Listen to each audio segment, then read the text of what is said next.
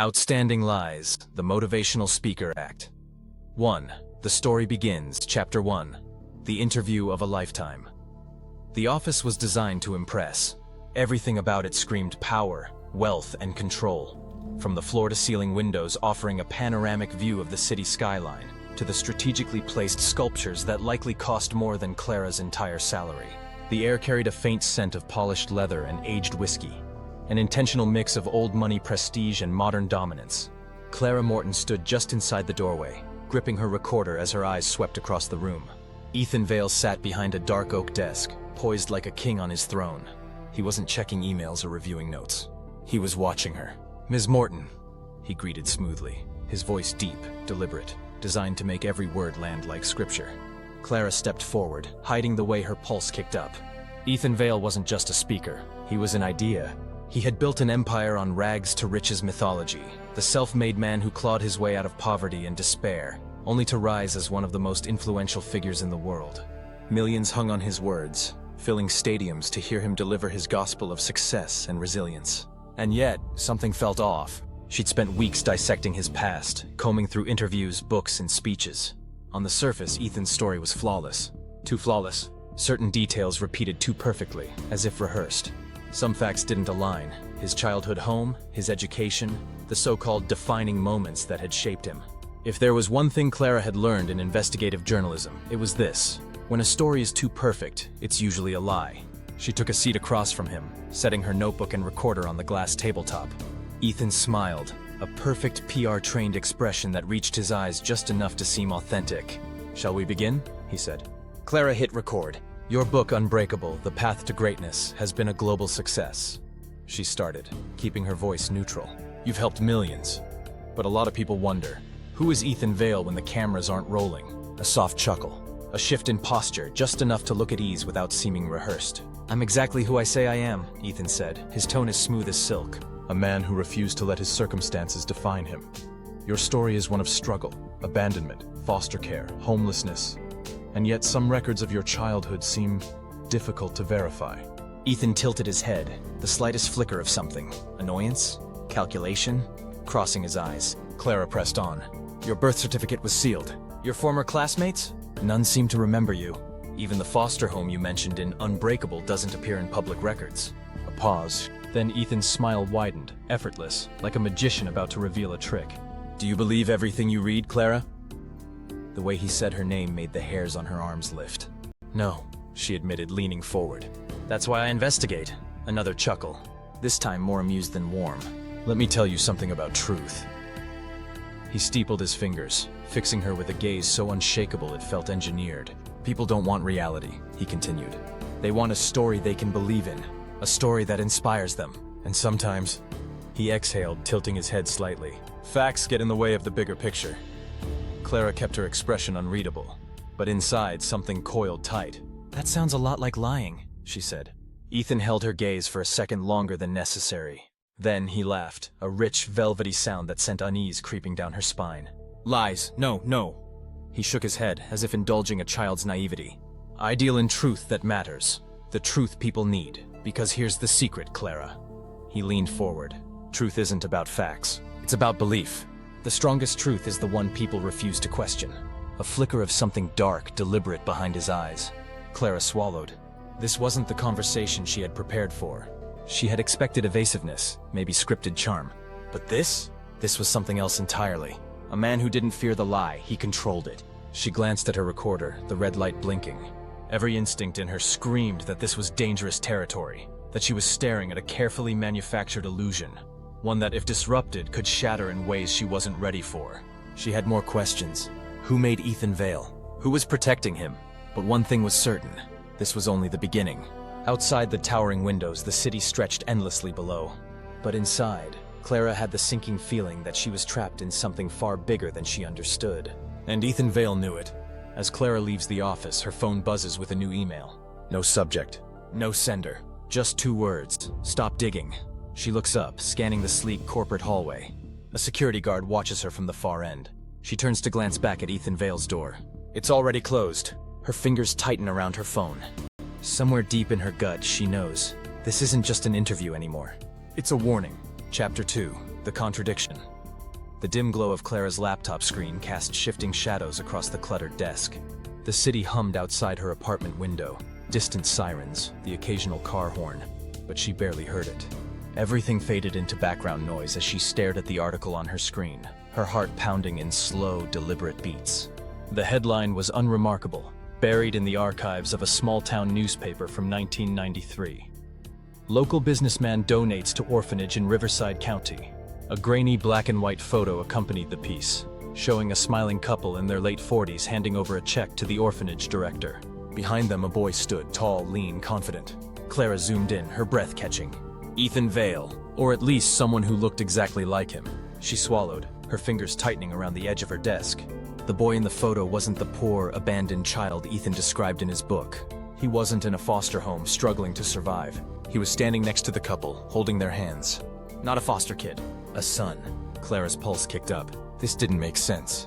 Ethan had spoken at length about growing up in poverty, shuffled between foster homes, his childhood a cycle of abandonment and struggle.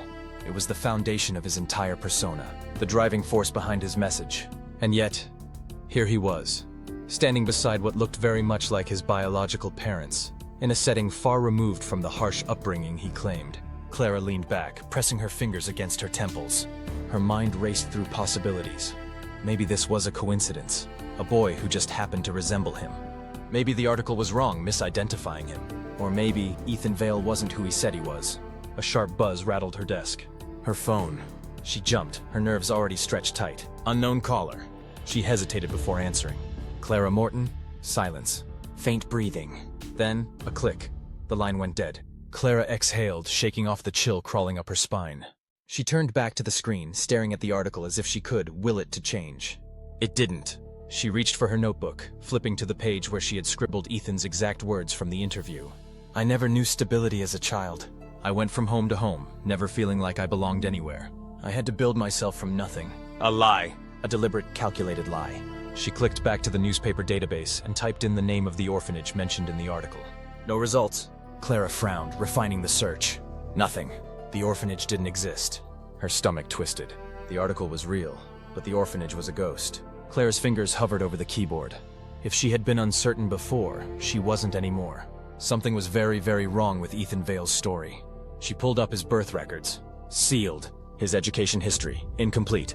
Everything about his past was meticulously curated. Just enough information to build a story, but not enough to be verified. Clara knew how these things worked. She had investigated enough fabricated identities, rewritten pasts, and corporate cover-ups to recognize a controlled narrative when she saw one. But this wasn't just damage control. This was a man built from the ground up, a carefully manufactured persona. She swallowed, adrenaline prickling at the edges of her thoughts.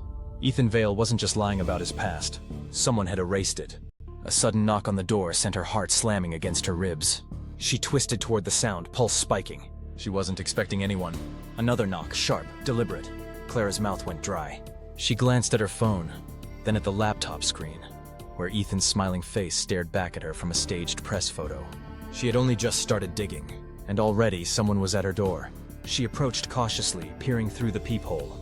A man stood outside. Dark suit, no expression. Something cold coiled in her gut. She didn't open the door. Instead, she stepped back, reaching for her phone. Her fingers hovered over the screen, ready to dial. Before she could, a slip of paper slid under the door. She stared at it. Just 2 words. Stop now! Clara's breath came short, uneven.